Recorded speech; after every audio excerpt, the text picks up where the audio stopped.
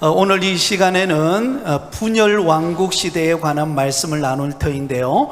여러분이 가지고 있는 교재 20페이지가 되겠습니다. 자, 그동안 우리는 구약 성경을 연대기 순으로 우리가 계속해서 살펴보고 있습니다. 제일 먼저 우리가 연대기 순으로 나눴을 때 제일 먼저 우리는 살펴보았던 것이 창조시대였습니다. 창조시대. 그리고 두 번째로는요, 족장시대. 세 번째로는요, 출애굽 광야시대. 그리고 네 번째로는요, 정복시대. 그리고 다섯 번째로는요, 사사시대. 그 다음에 지난주 우리가 살펴봤던 내용이요, 왕정시대에 들어가서 다니엘 왕국 시대에 관한 말씀을 함께 나누었습니다. 다니엘 왕국 시대에는 총 3명의 왕이 있었습니다. 제일 먼저 이스라엘 왕이 된 사람이 사울 왕이죠, 그죠? 사울 왕. 그리고 두 번째가요, 다윗 왕이죠, 그죠? 다윗 왕. 그리고 세 번째가요, 솔로몬 왕. 솔로몬 왕입니다. 사울 왕은 그 시작은 참 좋았습니다. 키도 크고 잘생겼고 준수하고 또 예언의 은사도 있었고 나름대로 왕이 될 만한 그런 인물이었습니다. 하지만 왕이 되고 난 다음부터 하나님의 말씀에 불순종함으로 인해 그가 버림받게 되었습니다. 그리고 난 다음에 이새의 아들이었던 다윗이 왕으로 기름 부음을 받습니다. 이새에게는 8명의 아들이 있었는데요, 다윗은 몇 번째 아들이었습니까? 8번째, 막내였습니다. 양을 치던 목동이었는데 하나님께서 사무엘 선지자로 하여금 다윗에게 왕으로 기름 붓게 하셨습니다. 이걸 통해서 하나님은 외모를 보시는 것이 아니라 하나님은 중심을 보신다라고 그렇게 말씀하셨습니다. 자, 다윗이 죽고 난 다음에 솔로몬 왕이 되었는데요, 솔로몬은 우리가 일반적으로 어떤 왕이라 부르죠? 지혜의 왕이라 그렇게 부릅니다. 하나님 앞에 일천번제를 드려서 하나님께서 그에게 지혜를 주셨죠. 그런데 하나님이 주신 지혜를 얻었다면 그 얻은 지혜로 하나님을 기쁘시게 하는 삶을 살아야 되는데요, 그는 그렇게 하지를 못했어요. 이방 나라 여인들을 취하면서, 솔로몬에게는 몇 명의 처가 있었다 그랬죠? 1000명. 그죠? 1000명의 쉽게 말하면 아내를 가지고 있었어요. 그러니 얼마나 복잡했겠습니까? 그죠? 이방 여인들을, 공주들을 아내로 취해서 왕비로 삼았는데 그들이 들어올 때 그냥 들어온 것이 아니라 무엇을 가지고 들어왔을까요? 우상을 가지고 들어온 것이 문제가 되었습니다. 그래서 여러분, 점점 솔로몬 왕은 하나님 앞에 타락하게 됩니다. 그렇지만 하나님은 솔로몬 왕 때에는 분열시키지 않아요. 왜 그랬을까요? 다윗이 하나님 앞에 바른 믿음의 삶을 살았기 때문에 솔로몬 왕이 제대로 살지 못했지만 솔로몬 왕 때에는 하나님께서 분열시키지 않았어요. 그래서 오늘 이제 다루게 되어지는 7번째가 무슨 내용이냐면 바로 분열 왕국 시대입니다. 자, 분열 왕국 시대에 대한 이야기를 오늘 좀 다뤄보도록 하겠습니다. 거기 밑에 보면 줄거리가 요약이 되어 있습니다. 짧은 글이기 때문에 우리가 함께 읽어보도록 하겠습니다. 시작. 북왕국은 줄기차게 멸망의 길로 가고 남왕국은 갈팡질팡하며 멸망을 향해 갔습니다. 북왕국은 어떻게 갔다고요? 줄기차게 악한 길로 행한 왕국이 북이스라엘이에요. 그러면 남유다는 어떻게 갔어요? 갈팡질팡하면서 하나님의 뜻대로 살다가 또 하나님의 뜻을 저버리고 왔다 갔다 하는 신앙의 모습을 보여주게 되는 것을 알 수가 있습니다. 자, 분열 왕국 시대는 둘로 나누어지죠, 그죠? 예, 둘로 나누어지는데요. 북이스라엘과 남유다로 나눠지죠. 자, 남유다로 나눠지게 됩니다. 그러면 그 밑에 보시면 왜 이렇게 단일 왕국 시대였던 이스라엘이 왜 분열 국가로, 분열 왕국으로 북이스라엘과 남유다로 나누어지게 되었을까? 그 원인이 중요하잖아요, 그죠? 뭐 그냥 나눠진 것 아니겠죠? 이렇게 분열된 이유가, 자, 21페이지 맨 위에 보면 크게 4가지 이유를 찾아볼 수가 있겠는데요. 이 이스라엘 나라가 분열 왕국 시대로 분열될 수밖에 없었던 이유, 그 첫 번째가 맨 위에 나옵니다. 줄을 끄세요. 지파 공동체의 문제점이 드러났어요. 자, 여러분, 이스라엘 민족은 총 몇 지파로 구성이 되어 있습니까? 12지파로 구성이 되어 있습니다. 그런데 단일 왕국 시대에 여러분, 왕들이 다윗 왕과 그리고 솔로몬 왕으로 이어지면서 이 다윗과 솔로몬 왕은 어디 지파에 속한 사람들일까요? 유다의 지파에 속한 사람이에요. 유다 지파에 속하다 보니까 인재를 등용할 때 어디 지파 중심으로 인재를 등록했을까요? 그렇죠. 팔은 안으로 굽는다고 유다 지파를 중심으로 인재를 등용하고 사람들을 쓰기 시작했어요. 그러면 나머지 레위 지파를 빼고 나머지 여러분 10개의 지파가 볼 때는 어떤 마음이 들겠습니까? 아니, 우리 지파에도 인재가 있는데, 우리 지파에도 그래도 쓸만한 아주 인물이 있는데 그 사람들은 다 배제시키고 유다 지파에 속한 사람들만 최측근으로 여러분 인재들을 포진하게 되면 나머지 10개 지파에 뭐가 생길까요? 불만이 생기기 시작했어요. 그것이 첫 번째 원인입니다. 맨 위에 적혀있죠. 지파 공동체의 문제점이 드러났는데 유다 지파 주도의 통치에 따른 다른 지파의 반발이 일어났다라는 것입니다.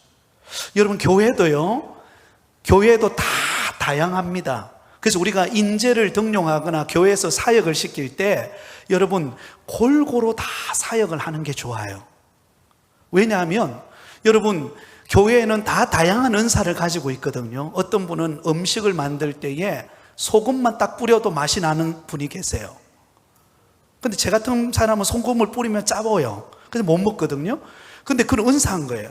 그런 은사를 가진 사람이 있는가 하면 어떤 분은 잘 가르치는 은사가 있고 찬양의 은사가 있고 또 잘 보이지 않는 것에 섬기는 은사를 가진 분이 계세요. 그러면 각자 그 은사에 따라서 주어진 사역을 감당하도록 그런 인재를 등용하고 그렇게 교회가 골고루 섬기다 보면 어때요? 교회 안에 뭐가 없을까요? 잡음이 없어요. 그게 은혜로운 교회입니다. 그런데 어떤 한 사람에게 너무 비중을 많이 두다 보면 상대방 속으로 그렇지 못한 사람은 소외감을 느끼게 됩니다.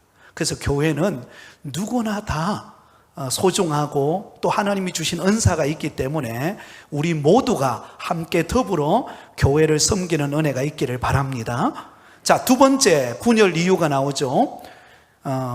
애굽의 바로였던 시삭이 아주 교묘한 전략을 하나 세웠는데 그게 무엇인가 하면 솔로몬 왕국 때에 여러분 중개 무역을 독점했어요. 워낙 지혜로운 왕이다 보니까 솔로몬 왕이 굉장히 중개 무역, 해외 무역을 활발하게 했습니다. 그러기 위해서 1000명의 아내를 맞이한 것 아닙니까? 그러다 보니까요 굉장히 무역이 활발해졌어요. 그래서 애굽의 왕이었던 이 시삭이 어떤 꾀를 냈는가 하면 솔로몬을 반대하는 세력들을 뒤에서 밀어준 거예요. 반대 세력을 만들어 가지고는 여러분 솔로몬을 쉽게 말하면 반기를 들 수 있도록 그렇게 만들었다는 것입니다. 이게 참 아이러니한 이야기죠, 그죠? 그러므로 교회는 의견의 충돌이 있을 수 있어요. 그러나 서로를 품고 이해하고 하나 되기를 힘쓰는 공동체가 되어야 할 줄 믿습니다. 자, 세 번째, 솔로몬의 아들인 누구죠? 르호보암에다가 동그라미를 치세요. 이 르호보암이라는 인물이 중요한데요, 이 르호보암의 정치적인 미숙함 때문에 분열이 일어났어요. 자, 여러분, BC 931년에 솔로몬이 딱 죽고 난 다음에 그 뒤를 이어서 여러분 이스라엘의 왕이 되는 사람이 누구인가 하면 르호보암입니다. 이 르호보암이 법적 후계자이기 때문에 이제 이스라엘을 다스려야 되는데 어떤 문제가 하나 발생하게 되었는가 하면 북이스라엘의 이제 지파를 이루게 되어지는 여로보암을 중심으로 한 10개 지파가 그동안 사실 소외감을 느꼈잖아요. 10개 지파가 그동안 성전 짓고 또 성 짓고 또 여러 가지 건물을 지으면서 노동력이 많이 착취가 되었어요. 그러다 보니까 무거운 짐을 많이 안고 있었단 말이죠. 그래서 르호보암이 왕이 될 때에 이렇게 요청합니다. 열왕기상 12장 4절 화면을 보고 한번 같이 읽겠습니다. 시작. 왕의 아버지가 우리의 멍에를 무겁게 하였으나 왕은 이제 왕의 아버지가 우리에게 시킨 고역과 매운 무거운 멍에를 가볍게 하소서. 그리하시면 우리가 왕을 섬기겠나이다. 그동안 너무 힘들었다는 거예요. 너무 노동력이 착취되어 가지고 고역하면서 힘들었는데 이제 르호보암, 당신이 이제 왕을 계승했으니까 우리에게 좀 여유도 주고 좀 이렇게 쉼도 허락해 달라. 그러면 우리가 최선을 다해서 당신을 섬기겠다. 그렇게 요청합니다. 그때 르호보암이 그러면 나에게 3일만 기회를 달라. 3일 후에 내가 그 대답을 하겠다. 그리고는 돌려보내고 난 다음에 여러분 솔로몬 왕과 함께 했던 지금 이제 나이가 많이 든 어르신들, 중진들을 모았어요. 중진들을 모아가지고 의견을 들었습니다. 지금 10개 지파 백성들이 이런 요구를 하는데 어떻게 하면 좋겠습니까? 그랬더니 연세 많은 중진들이 뭐라고 충언을 하는가 하면 그동안 백성들이 너무 고생했습니다. 솔로몬 왕 때 성전도 지어야 되죠, 성도 지어야 되죠, 온갖 일에 얼마나 노동력이 착취됐습니까? 이제는 왕이 그들을 섬기면서 좀 편안하게 해주면 좋겠다. 그들의 요구를 들어달라. 그렇게 말합니다. 그런데 그 말을, 중진의 말을 들었지만 또 누구에게 또 충언을 얻는가 하면 젊은 세대. 이 젊은 세대는 바로 이 르호보암과 함께하는 세대입니다. 젊은 세대에게 또 10개의 지파가 이런 요청을 했는데 어떻게 하면 좋겠냐라고 나에게 충언을 해달라. 그랬더니 그들이 하는 말이, 왕이시여, 이 10개 지파 백성들 그대로 내버려 두면 안 됩니다. 그들을 그냥 쉬게 해주고 이러면 안 됩니다. 더 쪼아야 됩니다. 더 채찍으로 내리치고 더 무거운 짐을 지워줘야 왕에게 순종합니다. 누구 말을 들었을까요? 르호보암이 그 연세 많은 어르신들의 충언을 거절하고 이 젊은 사람들의 말을 들어요.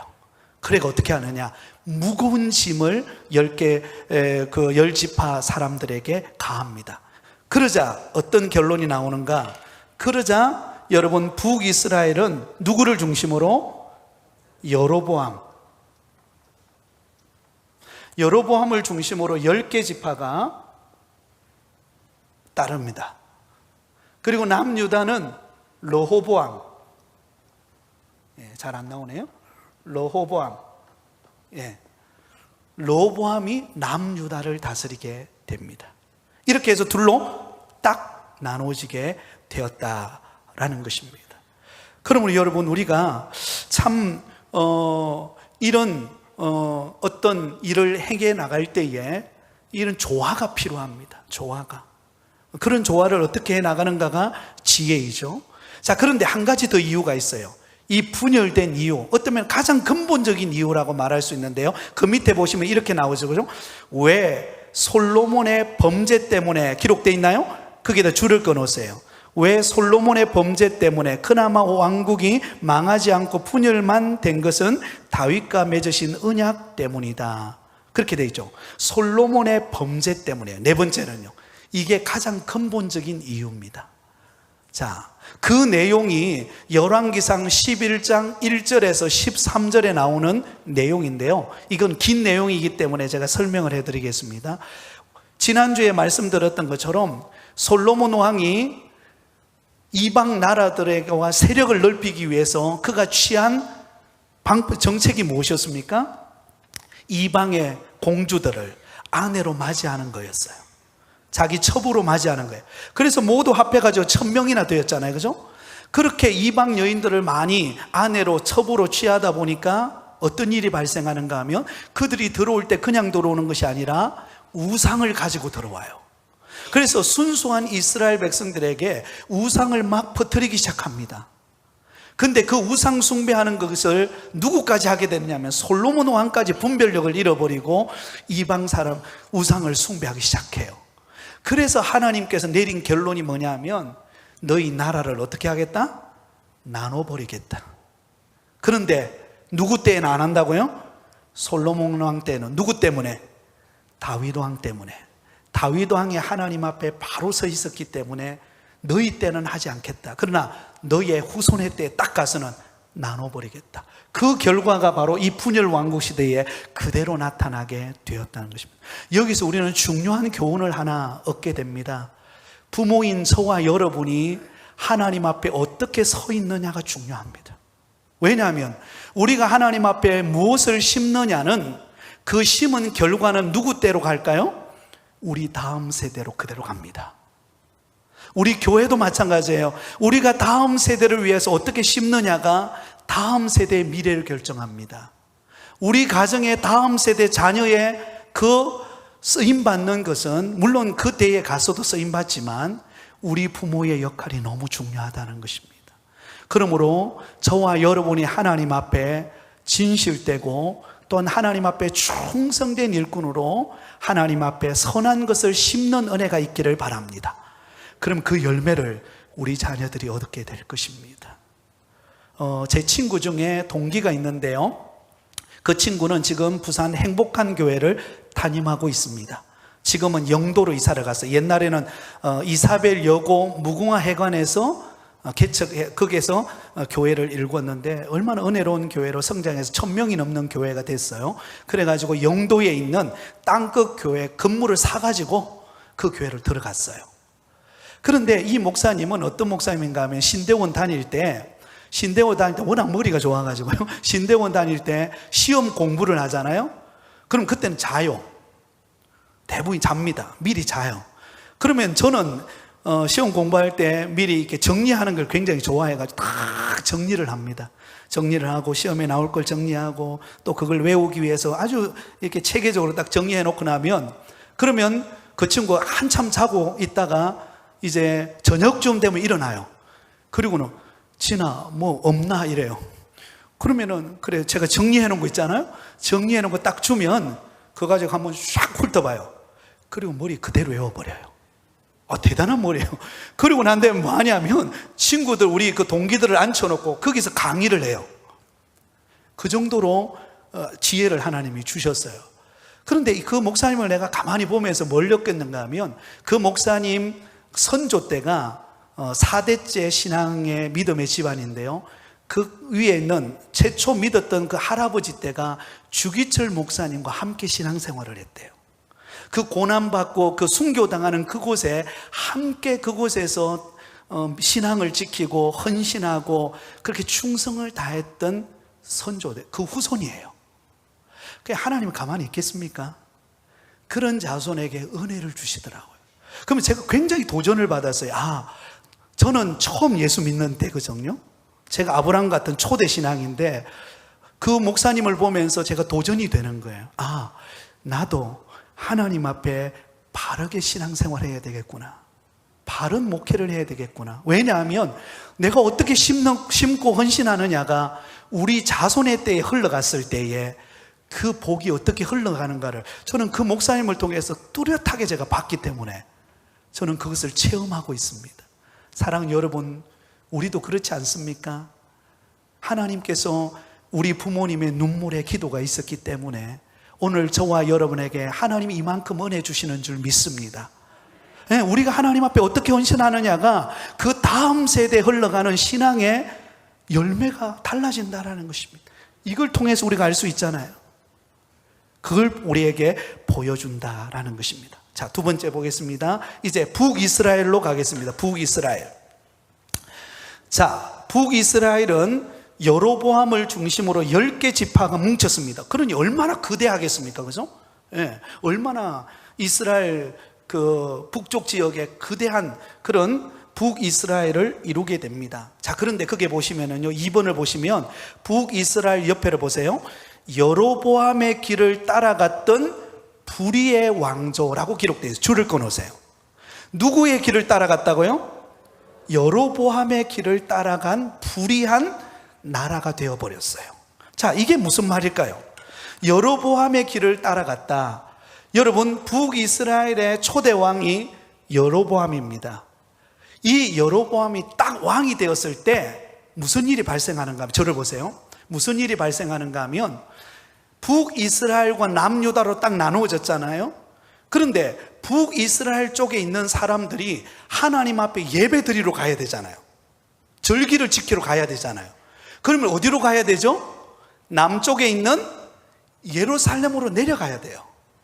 그러면 북쪽에 있는 10개 지파가 북이스라엘을 이루어서 여로보암이 통치하고 있는데, 절기를 맞이해서 유월절, 또 초막절, 또 맥주절을 맞이해가지고 절기를 따라서 남쪽 유다 예루살렘으로 내려가게 되면 여로보암이 생각할 때에 어떤 두려움이 생길까요? 아니, 내가 지금 북이스라엘의 왕인데 나를 떠나서 남쪽에 남유다로 내려가서 예루살렘에서 제사 드리고 예배하면 북이스라엘 백성들의 마음이 어떻게 될까요? 흔들리지 않을까? 그들이 남유다 백성의 그 왕인 르호보암을 따르지 않을까라는 두려움이 딱 생긴 거예요. 그래서 여로보암이 어떤 행동을 하는가 하면, 북쪽에 단, 이 단은요 북쪽에 맨 꼭대기에 있습니다. 그리고 북쪽의 단과 그리고 밑에 남유다와 북이스라엘로 이렇게 나누어지게 되면은요, 나누어지면 맨 위쪽이 단이고 맨 밑에 남유다 바로 위에 보면 여기가 베델이에요. 베델. 단과 베델에다가 금송아지를 가지고 우상을 만듭니다. 우리가 볼 때는 참 어리석죠, 그죠? 우상을 맨 위에, 북쪽 맨 위에 단 지역과 맨 아래 베델에다가 금신상으로 우상을 2개 딱 만들어놔요. 그리고 이스라엘 백성들에게 뭐라고 말하는가 하면, 남유다 예루살렘으로 내려갈 필요 없다. 어디로 가라고요? 북쪽은 단, 남쪽은 베델, 여기 만들어 놓은 금신상에 가서 제사를 드려라. 이렇게 돼버린 거예요. 그러니 북이스라엘 사람들이 왕이 그렇게 명령을 내리니까 안 할 수 없잖아요, 그죠? 그래서 이 북이스라엘 전체가 우상 숭배에 빠져버립니다. 무슨 이야기인지 아시겠죠? 그래서 리더가 굉장히 중요한 거예요. 어떻게 영적으로 끌고 가느냐가 중요한데, 여로보암은 두려웠어요. 남쪽에 예루살렘으로 북이스라엘 사람들이 내려가면 리더십이 흔들려서, 그래서 남유다 사람들에게 마음이 빼앗기지 않을까라는 두려움 때문에 그가 무리수를 둔 거예요. 어떤 무리수를 뒀어요? 북쪽의 단과 남쪽의 베델에다가 금신상으로 우상을 딱 만들어 놓고, 이게 우리를 인도하는 신이다, 이걸 섬기게 만들어 버린 거예요. 그러니 본인도 잘못이지만 북이스라엘 전체가 타락하는 일이 벌어져요. 그래서 여러분, 어떤 일이 발생하는가? 북이스라엘은 여러분에게 나눠드렸던 도표 있죠? 도표를 한번 펼쳐보세요. 자, 거기 보면 북이스라엘이 나옵니다. 북이스라엘은 총 몇 명의 왕이 통치했을까요? 한번 따라합니다. 19명. 북이스라엘은 19명이 나라를 통치합니다. 19명이 나라를 통치해요. 그런데 여러분 보세요. 이 19명이 통치를 하는데요, 어떤 결과가 나오느냐? 19명 전체 가운데 여기는 선한 왕이 있을까요, 없을까요? 단 한 명도 없습니다. 북이스라엘에 19명의 왕이 있는데 하나님이 보실 때에 선한 왕은 한 명이나 있었다고 없었다고요? 단 한 명도 없어요. 그리고 우상 숭배하는 여로보암의 길을 따랐기 때문에 19명의 왕들의 내용을 보면은 여기는 피바다가 붑니다. 피바다가 불어요. 자, 살펴볼까요? 1대 왕이 누구죠? 여로보암이죠. 그죠? 여로보암 1세라 그럽니다. 그 다음에 2대를 보세요. 나달, 누구에 의해서 살해당해요? 바사에 의해서 살해당합니다. 3대, 그리고 4대째를 보세요. 엘라는 누구에 의해서 살해당해요? 술 취해 시므리에 의해서 살해당합니다. 5대, 시므리는 어떻게 죽어요? 7일 만에 오므리에게 패한 후 자살합니다. 6대째를 보세요. 그 다음에 7대째, 그 다음에 7대째를 보면 여기에 나봇 포도원을 탈취했다는 말이 나오죠. 이야기를 하고 넘어갈게요. 오늘 새벽에 했던 말씀인데요, 아합 왕이, 여러분 그 나라에 이스라엘, 북이스라엘 중에서 가장 부강했던 시기를 보낸 왕이 누군가 하면 아합 왕이에요. 여러분 아합 왕의 아내가 유명하죠. 누구죠? 이세벨, 바알 숭배자였던 이세벨이죠. 아합 왕이 당시가 가장 강력한 국가를 이루었는데, 그러면은요 남부를 게 있을까요 없을까요? 없죠. 왕 한마디면요 끝나는 거예요. 그런데 그 아합 왕의 왕궁에서 딱 내려다보면 그게 뭐가 있었냐면 나봇이라고 하는 주인이 운영하는 포도원이 있었어요. 그리 크지도 않아요. 포도원이 나봇이라고 하는 조상 때부터 물려오던 포도원을 경영했어요. 근데 아합 왕이 그 왕궁에서 이렇게 딱 내려다보니까 그 나봇의 포도원이 너무 마음에 드는 거예요. 그래서 나봇을 부릅니다. 이리 와보라고. 내가 돈을 줄 테니까 그 땅을 나에게 팔아라. 내가 갖고 싶다. 여러분 이 아합 왕이 얼마나 탐욕의 사람인가를 알 수 있겠죠? 그때 나봇이 뭐라고 말하는가 하면, 왕이시여, 제 마음은 왕에게 드리고 싶지만 이 땅은 우리 조상 때부터 우리가 가꾸고 일구고 온 땅입니다. 왕은 이 모든 나라를 다스리는 왕 아닙니까? 그러나 이 땅은 우리 조상 때부터 내려온 땅입니다. 그래서 죄송합니다만 안 되겠습니다. 이렇게 말해요. 그때부터 아합 왕이 시름시름 맞습니다. 왜? 저거 내 거 돼야 되는데 안 되니까요. 시름시름 알아요. 그때 누가 등장하는가? 아합 왕의 아내가 누구였다고 그랬죠? 이세벨이. 굉장히 강교합니다.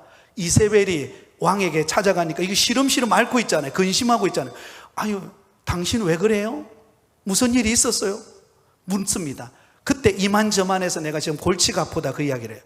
그때 이세벨, 걱정 마세요. 내가 처리할게요. 그리고는 여러분 이 이세벨이 어떻게 처리하는가?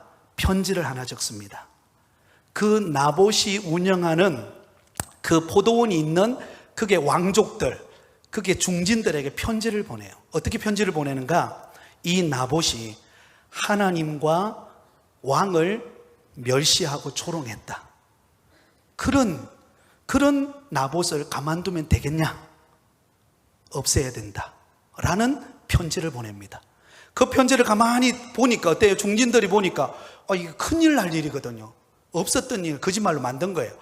그걸 보니까 큰일 나겠거든요. 그래서 불량배를 보내가지고 조용히 지도새도 모르게 나봇을 죽입니다. 이 일을 했던 사람이 누구예요?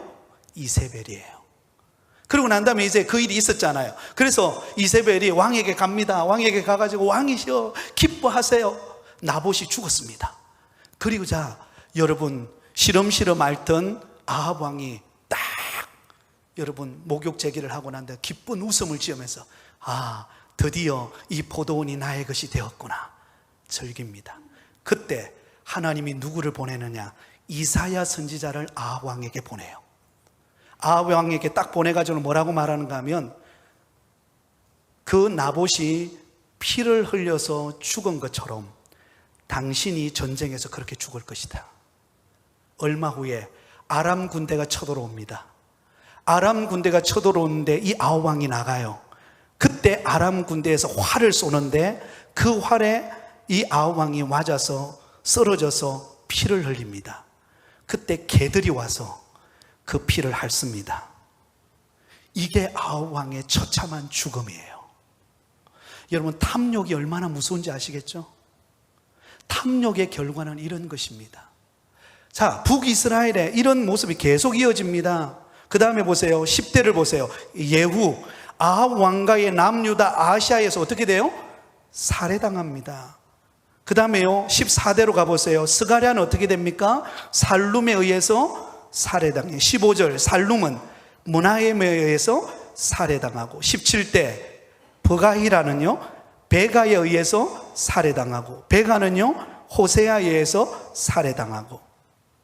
뭘 이야기하려고 하는가 하십니까? 이 초대 왕이었던 여로보암이 이스라엘 백성, 북이스라엘 백성 전체를 우상 숭배하게 하는 타락하는 일로 인하여 그 왕조 자체가 어때요? 피바다가 되어버렸어요.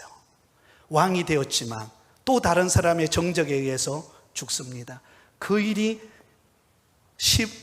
19명의 왕들이 이어지는 그 계보 속에서 그 피바다의 이야기가 계속되는 이야기가 열왕기서에 기록이 되어 있어요.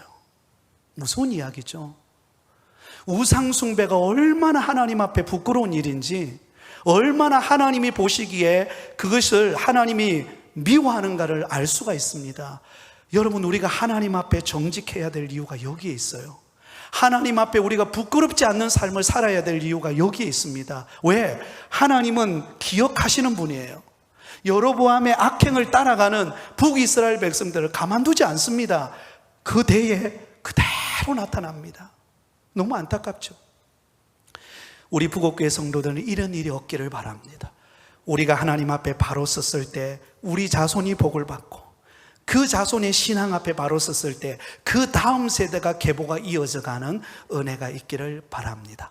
그나마 들쑥날쑥하지만 그나마 보존해가는 나라가 어딘가? 남유다예요. 남유다. 자, 보시겠습니다. 여러분, 나노들은 이 유인물을 보세요. 남유다는 총 몇 명의 왕들일까요?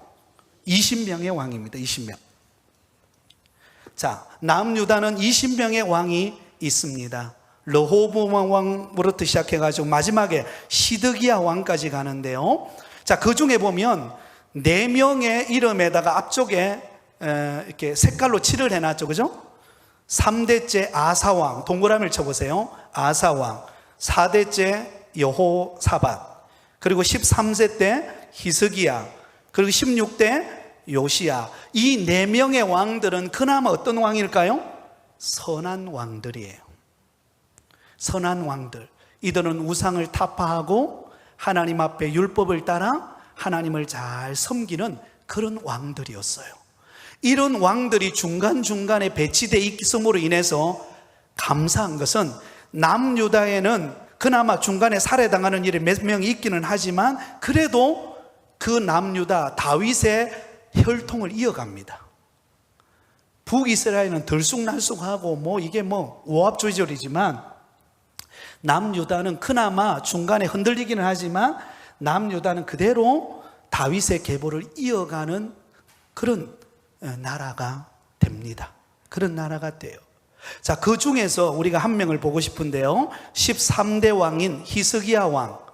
이 히스기야 왕은 어떤 왕이었는가 하면 거기에 나오죠. 여러분 나눠드린 책에 보면 남유다에 보면 히스기야 왕이 중간에 나오죠. 그죠? 히스기야는 종교개혁을 일으켰던 왕입니다. 거기다 줄을 꺼놓으세요. 종교개혁을 일으켰던 왕이에요. 이 히스기야 왕은 성전을 보수하고 우상숭배를 타파합니다. 그리고 아수르의 사네립의 공격을 왔을 때 하나님만 의지하며 물리쳤던 신실한 왕이 히스기야 왕이에요. 자, 이제 저를 보세요. 오늘 우리가 읽었던 본문의 내용은 히스기야 왕이 병이 들었는데, 죽을 병이 들었는데 히스기야 왕이 어떻게 하죠? 하나님 앞에 기도하죠. 하나님 앞에 낯을 무릎을 꿇고 하나님 앞에 간절히 기도하니까요, 하나님이 그 눈물을 보시고 그 기도를 들어주세요. 몇 년 생명을 연장시킵니까? 15년을 연장시켜요. 우리 북옥교회 성도들 가정에도 이런 은혜가 있기를 바랍니다. 하나님은 우리의 눈물을 보시는 줄 믿습니다. 여러분, 우리 가정을 위하여 자녀들을, 특히 자녀들 가운데 어려움을 겪는 자녀들이 있다면 하나님 앞에 우리가 눈물로 기도하기를 바라요. 그러면 하나님이 그 눈물의 기도를 들으시고 우리에게 은혜를 베푸십니다. 근데 여러분, 이 히스기야 왕의 말년은 그렇게 좋지 않았어요. 왜 안 좋았는가 하면, 여러분, 히스기야 왕이 병이 들었다라는 소식을 바벨론의 왕이었던 브로닥 발라단이라고 하는 왕이 그 소식을 듣고 여러분 위로차 사자들을 파견을 보냅니다. 파견을 딱 보냈는데 이 히스기야 왕이 어떻게 하느냐면, 파견을 온 바벨론 사람들, 어떤 면은 가장 핵심 인물이죠. 사신들이잖아요. 그들에게 뭘 보여주는가 하면 자기 왕궁의 문을 다 엽니다. 문을 다 열고는 자기 왕궁에 있는 폐물, 그죠? 보관함 있죠, 그죠? 그 다음에 군사함, 그 보관함, 그걸 다 보여줘요. 여러분, 히스기야 왕이 왜 그걸 보여줬을까요? 내가 이만큼 대단한 왕이다, 이만큼 부강한 나라가 되었다라는 어떤 면은 약간의 교만이 그의 마음속에 들어간 거예요. 그 일이 있고 난 다음에 하나님께서 그에게 어떻게 하시느냐, 이사야 선지자를 보냅니다. 히스기야 왕에게 책망합니다. 왜 이방나라 바벨론, 그것도 적국이잖아요. 이방나라 바벨론 그 사신들에게 이스라엘에 지켜야 될 그런 보물창고와 그 군사 비밀과 모든 성전의 그 거룩한 장소들을 왜 보여줬느냐? 장차 너의 후손의 때에 이 너가 보여주었던 그 모든 보물들, 군사 물품들, 그리고 성전에 있는 물품들 하나도 남김없이 다 빼앗길 것이다. 그 일이 바로 남유다의 마지막 멸망을 통해서 그대로 이루어집니다.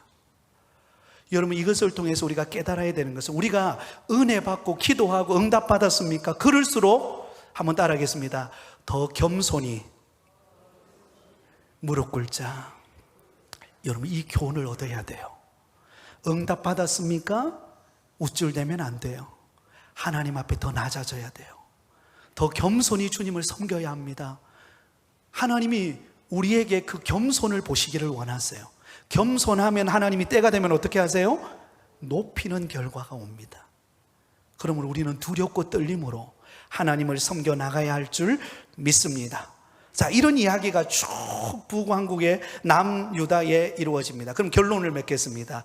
북이스라엘은 언제 망했는가? BC 722년에, BC 722, 여러분 나눠드린 도표에 나오죠, 그죠?